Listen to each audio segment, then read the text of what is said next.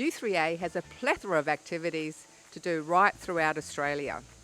Have you thought about writing poems, essays, novels, radio plays? Well, we're going to find out more about joining a writers group and what happens at the Bayside U3A Writers Group. We're speaking with Dr Cheryl Threadgold, director, performer and best-selling author. Hi Cheryl, great to meet you. Thank you, Carol. And we're at this amazing historic building. Tell us briefly where we are. You're at Black Rock House, and it's so atmospheric, isn't it? It was built between 1856 and 1858 by Victoria's first Auditor-General, Charles Hobson Ebden. And it's now historic because it has all these amazing writers that come in here once a month, right? Well, we do. We find it is a fabulous venue. It's really inspirational. You know, I think the creative energies bounce off the walls here. So people can just write a chapter or something of their Oh, book absolutely. or an article and run it past the group and get feedback. Absolutely. Oh, that so sounds that's fantastic. workshopping really. And the radio plays, if somebody's written a radio play, we workshop it using members to read the roles here. And then when it's ready to go, I cast local actors and we record it in a home studio from which belongs to a retired ABC technician, so it's very well set up, you know, we're so lucky. And then that is broadcast on 88.3 Southern FM, and the writer goes in when the broadcast is on. So that's another experience. So radio play, so you go live on the radio, can they get that like through a podcast as well? Yes, the podcast stays up on the site for 6 days, but we have a website, Bayside U3A Writers Group website, and most of the radio plays are then archived on that site with a transcript, a hard copy of the plays, so the community groups all over the world could use the radio plays for readings or whatever they want to do, and the names of the cast and the crew are up there as well.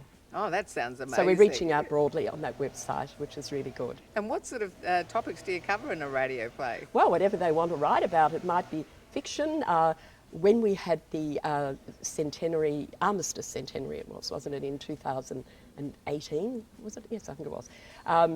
That was using historical information entwined with some personal recollections that family had told them, or, you know, a little bit of creativity. In writing, you can merge history with fiction, you know, historical fiction. A few of the writers do write historical fiction, which is great. Local history is sometimes entwined as well with their writing. So really it's just a limitless scope when you're writing to use, isn't it? Well, some people watching today may be a little bit nervous because they've never written anything and they're like, oh, you know, that sounds like... You know, how would I, who've written nothing, get started? You know, what would happen to someone who hasn't written before if they wanted to join the group? They would be most welcome. We had a lady, because it's now in the 11th year, the group, but when we first started, a lady came who'd really only written shopping lists, she said, you know, and now she's writing radio plays, she's writing poetry, and this particular person became the face of Bayside Libraries a couple of years ago. We don't know what we have inside until we let it out, until we try to express it, whether it's through painting or through writing, you know, or through dance, of course, as well. There's other creative genres that you can use, but we do writing, and for me it's so satisfying to see that happen, or to see someone who's come from the corporate world, like we've had a pharmacist was here who'd written, you know, I suppose reading prescriptions and scientific things, and somebody also who worked in the corporate world, and they then start writing fiction, and you can see they're a bit tentative, and then they let go, and then they say, can I add dialogue to the story? And away they go, and it is such a joy to see that happen. And they're beautiful people. I'm very lucky, the dynamics of this group, that everybody gets on so well, and I think you need that in a group. You don't want any adversity, you know, or any... You know what I mean? I don't want to sound negative, but it does happen sometimes in groups. But with the Bayside U3A Writers Group, we're so lucky. You've got a lot of very accomplished authors, so people are going to get that help and mentorship, aren't they? Oh, absolutely. And those who are early writers, you see their writing developing because they're listening.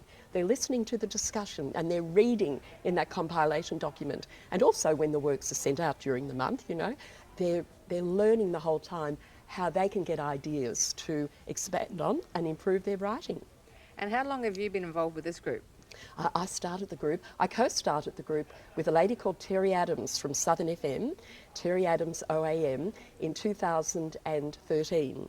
And we started with a how to write radio plays course. And we didn't know who we were going to get, you know, but oh goodness. But we got some beautiful people, about 5, and 4 of those original writers are still with the group today, which is wonderful. So you're the convener at the moment, so you're running the group. Yes, that's right. Now, you know, I started off as a tutor, but my way of thinking was they are so good. And I thought, look, you know, a tutor is sort of almost insulting. I'm convening and I just let it run. Yes. Well, but I'm always there in the background because, you know, I did obtain a Masters of Writing in 2014. I think I graduated with that, and then a PhD. So I do have that grounded knowledge that if anybody's got a query about any technical aspect of writing or structural, and they can just email me, and we email privately, you know, and I'm very happy to do that, or in the group. But apart from that, I just let it roll, and they're just wonderful. And tell us about your recent book. Yes, well, this was... This is a masterpiece. Look at it. It's beautiful. Yes, Carol. It's called In the Name of Theatre.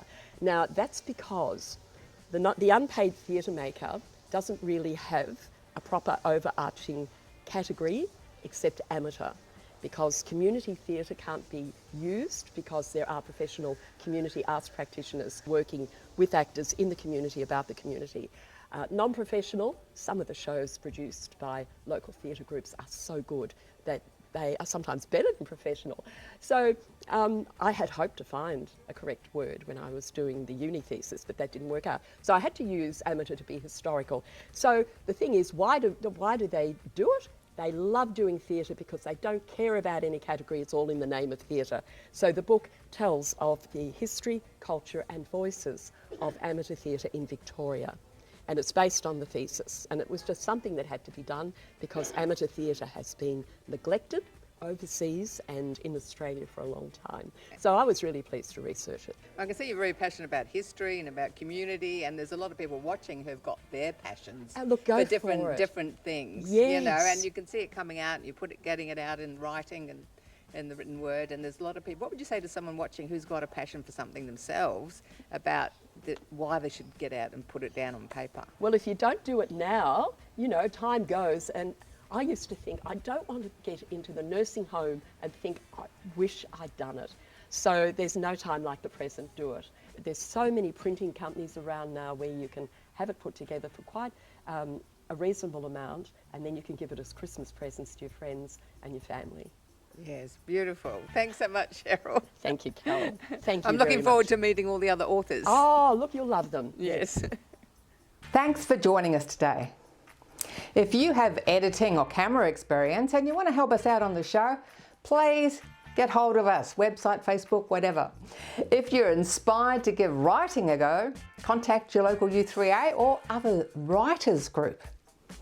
Guests on this show are also on our website. Please connect with us through Facebook, YouTube and Insta, and you'll never miss an episode. Keep moving, keep laughing, and keep trying new things. Keep making new friends. I'm Carol, over 50, so what?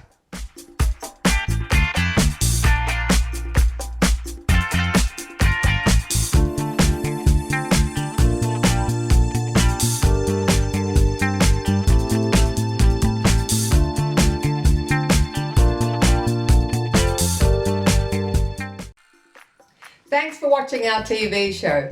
Be sure to hit subscribe and then you'll never miss an episode. Jump on Facebook, join our group, get in on the fun, fitness, wellness and inspiration. I'm Carol, over 50, so what?